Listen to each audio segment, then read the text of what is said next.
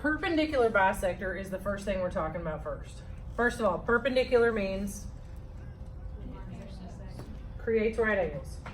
Bisector means to bisect something is to divide it into two equal pieces. So if you have a perpendicular bisector, you're going to have something that is going to bisect a segment into two equal pieces but create a 90-degree angle. That's a fancy way of saying this. So what I have done is we have triangle HGI. I have put a midpoint on each one of the line segments in the triangle. Can you tell that those are midpoints? Okay, do you see the markings that indicate that this side has equal length to this side? So you know that this is a midpoint because a midpoint divides a line segment into two equal. Sweet. So these are two equal parts. These are two equal parts. Now, the perpendicular bisector has got to create a right angle from this all the way up. So this is going to have to create a right angle right here. A right angle is going to have to be created right here, and a right angle is going to have to be created right here. So they're going to look weird, but they have to create right angles at that midpoint. So the way that this looks is, you may have this particular line that goes like this and runs out of here. Again, got to create a right angle here.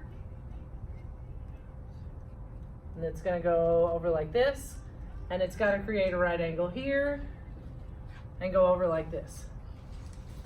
These red lines are called perpendicular bisectors. They are running through the midpoint of each one of those line segments in the triangle, and each one of them is creating a right angle.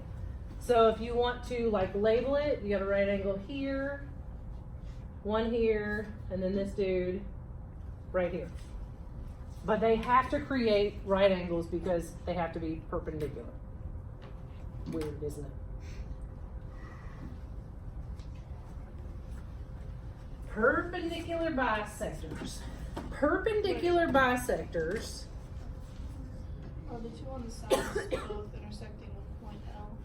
Are they supposed to be? No, it has nothing to do with that. Oh. So they're not going to intersect there. So now, perpendicular bisectors have some special properties. So the special properties that go underneath this are theorem 5.1 and theorem 5.2. So there's still a part of this about the perpendicular bisectors.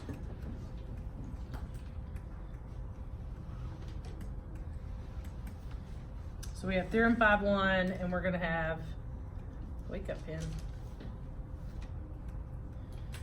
Feels like there's something weird on my board.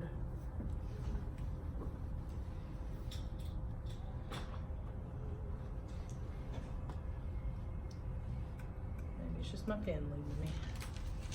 So theorem 5.1 says, any point on the perpendicular bisector of a segment is equal distance from the endpoints of the segment. What? Anybody decode?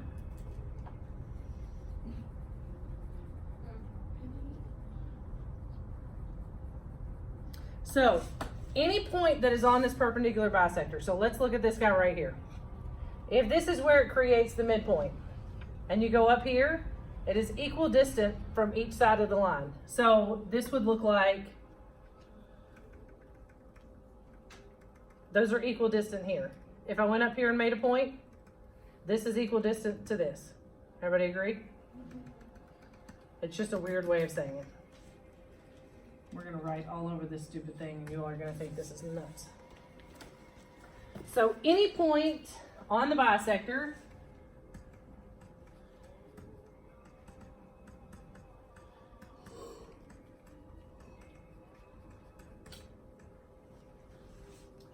is equal distant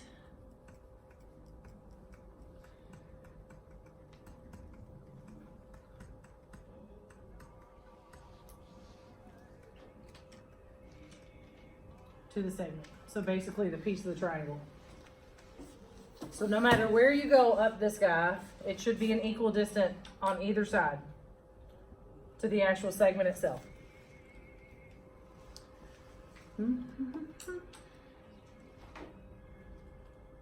Theorem 5.2 says the same thing, but it says it backwards. If it is equal distant on the segment, let's see, how do they say it? Any point equidistant from the endpoint of a segment lies on the perpendicular bisector of the segment. I know that's terrible. I know. I love that face that he just made. He's like, what? How is this math? It's really not. What?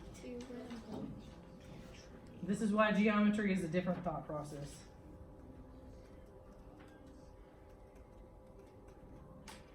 Can I ask a question? I'm wondering, Yeah. why do we need this in our lives? I don't know. Maybe you're going to be an engineer.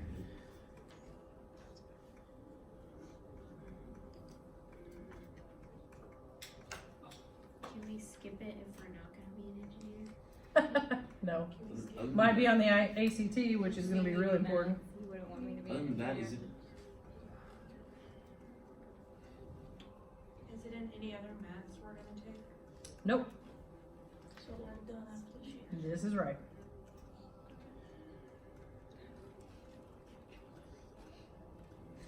I guess you could, you want to know this either for being an engineer or just saying to everyone I know these words. So I'm going to say this is a perpendicular bisector for this sticky note.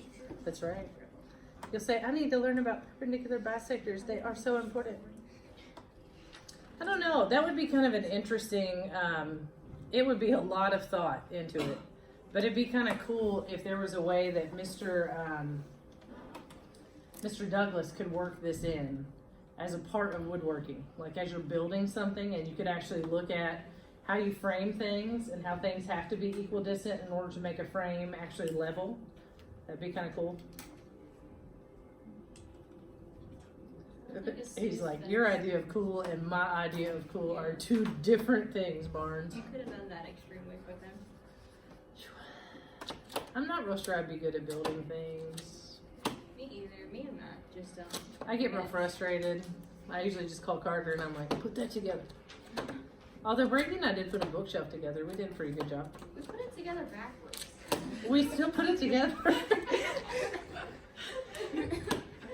The entire backing was backwards. I don't know what you're talking about. It's got books in it. You can't see it. It's all And the good. top is upside down. It's all good. How does the bookshelf get upside down? Can't you just turn? It's from Big Lots. It's just They're dumb. both supposed to go like one way, so the piece of wood is like flipped over. I get to a certain point when I build things and I'm like, like this is stupid. Imagine just like flipping it together. It's gonna be my life one day. You want me to do what? You and the nursing It's like I'm gonna be that old lady. Here, put together your own wheelchair. Forget that. No way. I feel like that's Miss Hudson in all those meetings when they're talking about technology. She just wants to get up and be like, well, quit. Okay. So we have medians, correct? Yes. We have medians. What is a median? It is the very middle of a side. Can you, oh my goodness. We also have medians and altitudes. Ever have this much written first? Okay, medians and altitudes are also two things that we have to know. Median just means the middle.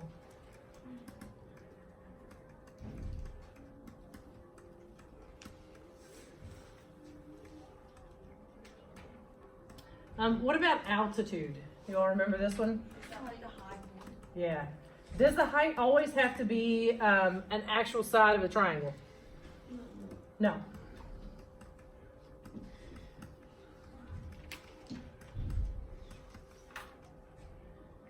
So if you have a triangle that kind of looks like this, in order to be able to have an altitude, you could have an altitude that went like this from the vertex to the top, right? You could have an altitude that goes like this, or you could have an altitude that goes like this. Everybody agree? Not actually a part of the triangle, but this, or this could all be your altitude. When you go to the doctor's office, we always talk about this in 7th grade especially. When the doctor goes to measure your height or your altitude, how do they do that? And they make sure you stand up real straight, right? When they say, Haven Baker, we want to see how tall you are, you don't go, measure me, it's good, right? So they want to see how tall you are. You have to have a straight altitude.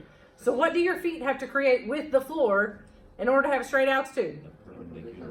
Got to be perpendicular. Does a median have to have a perpendicular spot? Yeah. So what you just did is like the little picture. It'll be the thumbnail of that video. There's all kinds of thumbnails for some of these. They're either my face right in the camera, or sometimes I have a calculator just like this, but yeah, I hope it's that one. One day I said something specifically, Valencia was gone, and I was talking to her like in the camera, and that's the thumbnail, is my face right there in her face. I'm sure she loved it. We can have medians created from, like if you have a triangle, let's say it looks like this, you can have a median created from a vertex to a median, and it does not have to create a right angle, correct? Like if I extended this vertex to this side, is that going to create a right angle? No, but I could still divide that side right into two equal parts, correct? That part could be equal to that part. If I extended this guy and made a median, it's not necessarily going to be a 90-degree angle. And if I extended this guy, ooh, that doesn't really look great, but we'll say it's equal. It could create things but not make 90-degree angles. You can have those and they can still be medians, but they are not a perpendicular bisector. There's a difference between perpendicular bisector and medians. Perpendicular bisector always has to form a, yeah, it has to be right angles. If they give you, let's say, a triangle on a 4-quadrant grid, and they want you to determine whether or not a point on a line segment is the median. Do you all remember what formula you use? The distance formula. Partially. It's already on the 4-quadrant grid. The distance formula is going to tell you the length of the line. How do you determine the middle of the line? The midpoint formula. There you go, midpoint formula. Midpoint formula is getting ready to come back up and back around.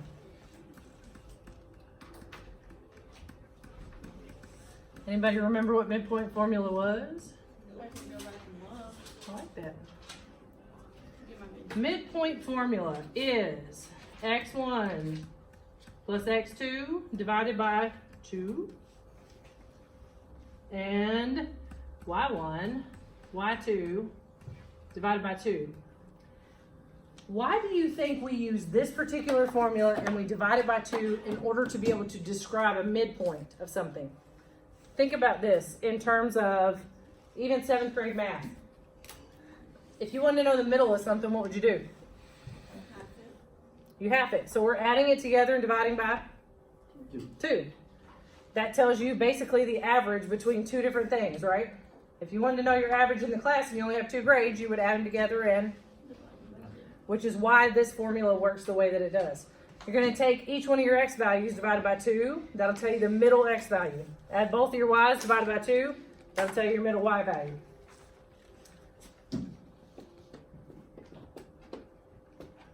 Whoa, up. Determine if CP is it done? No, we also have angle bisectors. What is an angle bisector? Perpendicular line to an angle. Ooh, kind of. Angle bisector is a little bit different. Think about if you have a bisector divides something into 2 equal parts. So you're going to have a line that cuts an angle into 2 equal. Yeah. So angle bisector, again, think about the words in some of these. What in the... Maybe if I put the top back on.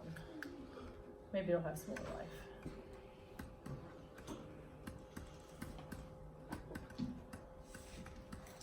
Angle bisector is a line segment that cuts an angle directly in half.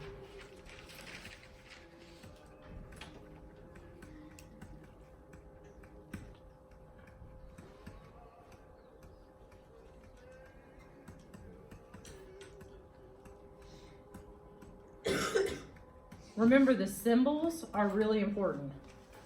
So if you have a symbol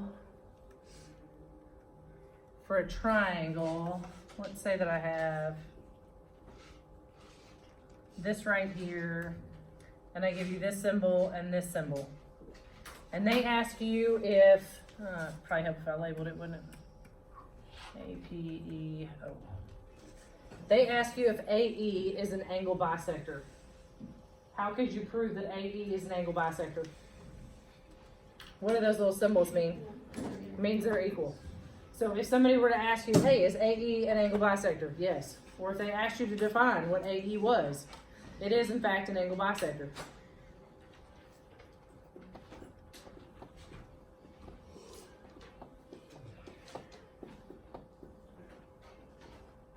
Oh my goodness, some of this stuff, y'all. Whew.